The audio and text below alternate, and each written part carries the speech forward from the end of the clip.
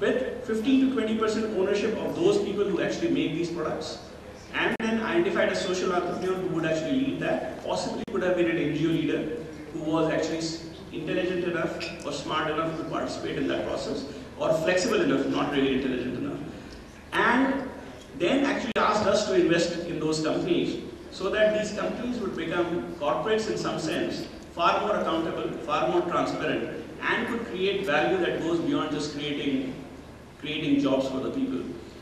Over a period of time, and this was 2007, I invested around $500,000 in 4 different companies.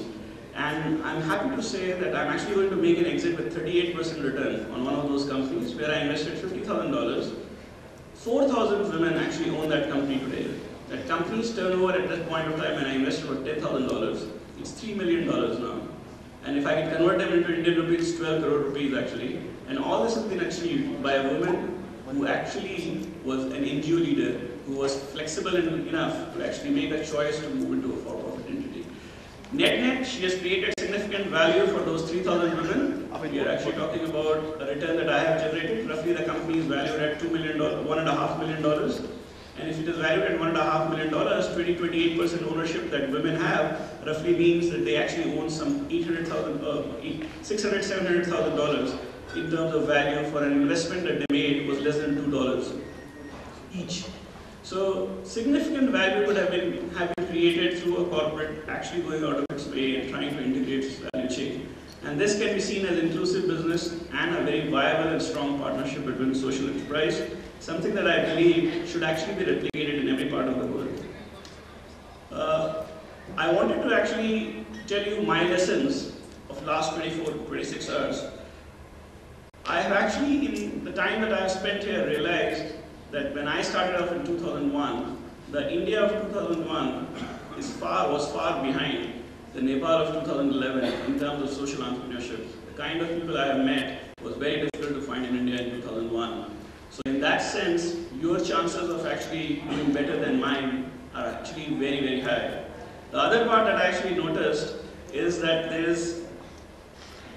being a smaller country, the chances of social entrepreneurs to make a significant difference to the country is way higher than it was ever for me in a country like India, where there have been stalwarts and the size of the country is so huge that any amount of effort I put in, my ability to make a distinction is extremely limited.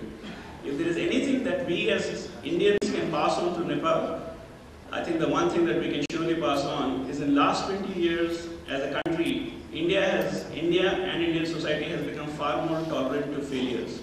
And that's actually one of the key reasons why a large number of Indians have started becoming entrepreneurs rather than looking for a job in a government or a business house. I think if Nepal wants to encourage entrepreneurship of any kind, including social entrepreneurship, you as a society has to start accepting of failure far more than possibly you are, simply because I understand from being an Indian and being a neighbor that possibly our societies are not very different.